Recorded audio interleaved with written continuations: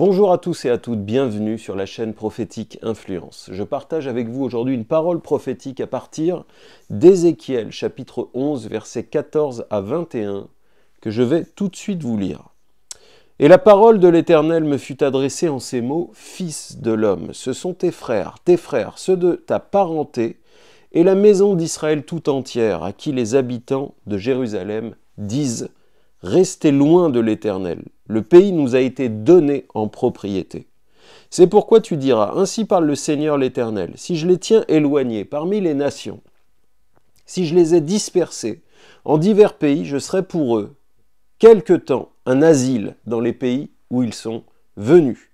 C'est pourquoi tu diras, ainsi parle le Seigneur l'Éternel, je vous rassemblerai du milieu des peuples, je vous recueillerai des pays où vous êtes dispersés, et je vous donnerai la terre d'Israël. C'est là qu'ils iront, et ils en ôteront toutes les idoles et toutes les abominations. Je leur donnerai un même cœur, et je mettrai en vous un esprit nouveau. J'ôterai de leur corps le cœur de pierre, et je leur donnerai un cœur de chair, afin qu'ils suivent mes ordonnances, qu'ils observent et pratiquent mes lois, et ils seront mon peuple, et je serai leur Dieu. Mais pour ceux dont le cœur se plaît à leurs idoles et à leurs abominations, je ferai retomber leurs œuvres sur leur tête, dit le Seigneur l'Éternel. » Avant d'aller plus loin, je voudrais vous inviter à vous abonner à cette chaîne, à partager les vidéos et à activer la cloche de notification. Cette parole prophétique m'est venue, même si elle concerne Ézéchiel. De son temps, vous savez que la parole de Dieu est vivante, que la Bible est empreinte de l'esprit de prophétie, que toute l'écriture est prophétique. Et puisque cette parole est vivante, cette parole peut sortir du livre et s'adapter à un temps, une période, une nation, des circonstances particulières.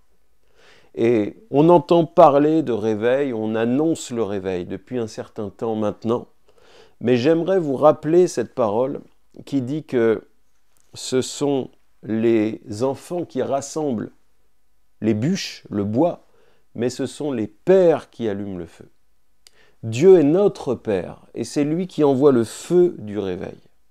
Notre responsabilité, ce n'est pas de déclencher le réveil, c'est de pouvoir gérer le feu du réveil afin qu'il ne s'éteigne pas.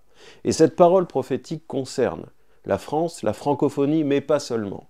C'est un mouvement global de réveil que Dieu est en train de mettre en place sur la terre entière, quelles que soient les cultures, quelles que soient les nations, quelles que soient les langues, quelles que soient toutes ces choses.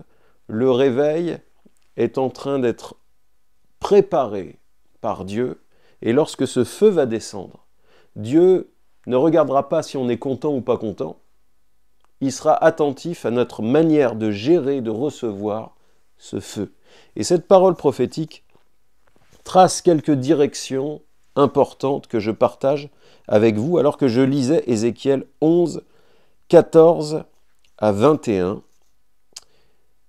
La parole de Dieu est vivante. Et le Seigneur m'a dit, ce qui est arrivé du temps d'Ézéchiel arrivera encore. Je suis à l'œuvre dans mon temple. Mon peuple, c'est mon temple et je suis un feu dévorant. Et rappelez-vous ce que dit l'Écriture, le jugement commence par la maison de Dieu. Donc j'aimerais vous apporter cette direction à travers ce passage du livre d'Ézéchiel, parce que les rescapés dont il est question, restés à Jérusalem, sont ceux qui aujourd'hui tiennent les commandes de l'Église visible, reconnue, traditionnelle. Qu'on se mette bien d'accord. Ce que je vais dire n'est pas un jugement ni une critique. Je vous partage la conviction et la direction que le Seigneur m'a donnée. Parmi cette Église traditionnelle, visible et reconnue, l'écueil qu'on retrouve bien trop souvent, c'est que cette Église est imbue d'elle-même. Il y a un orgueil, souvent démesuré. On pense avoir le monopole. Et cette idée va jusqu'à nous amener à croire que nous pouvons contrôler le réveil que Dieu va envoyer. Et le Seigneur m'a dit, s'ils pensent que je vais laisser ma gloire à des hommes, ils se trompent.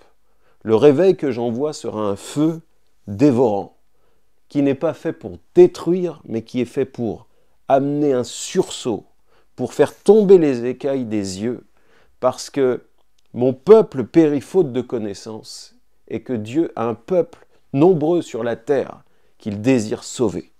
Et ce salut sera répandu par la voix prophétique de l'Église, corps de Christ.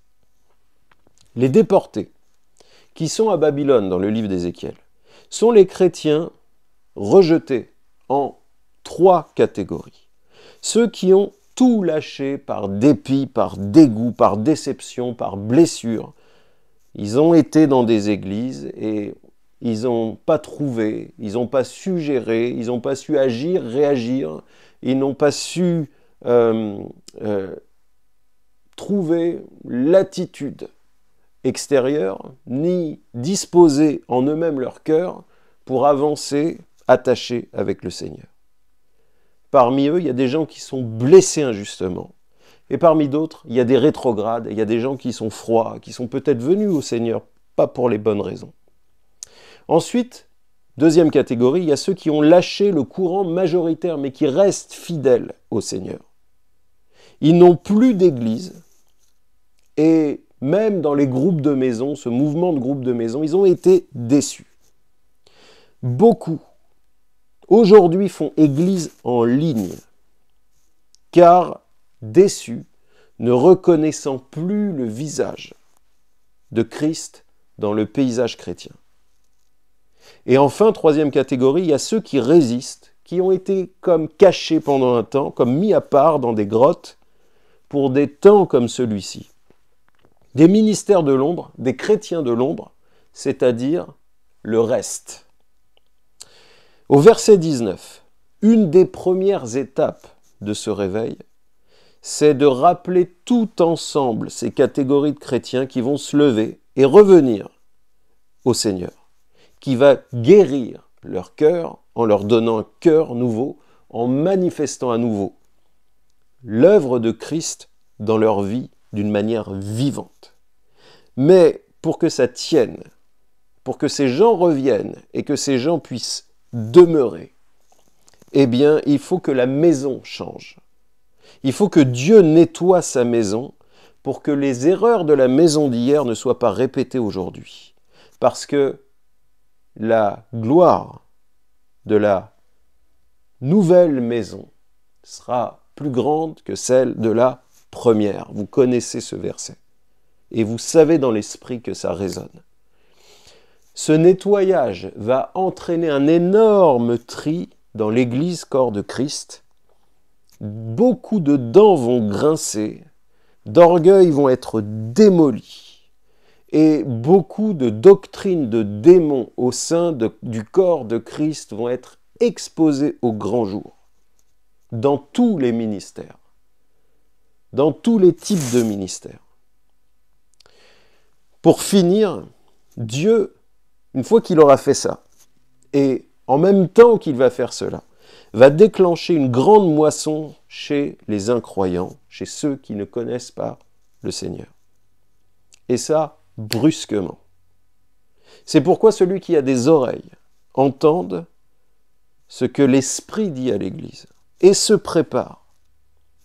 Que celui qui se sanctifie continue à se sanctifier, comme le dit le livre de l'Apocalypse, parce que celui qui pêche va continuer à pécher. Je veux vraiment vous inviter à prendre cette parole très au sérieux. Notre rôle maintenant, si vous me demandez qu'est-ce qu'on fait nous maintenant. Ok, on a reçu cette parole prophétique, mais qu'est-ce qu'on doit faire?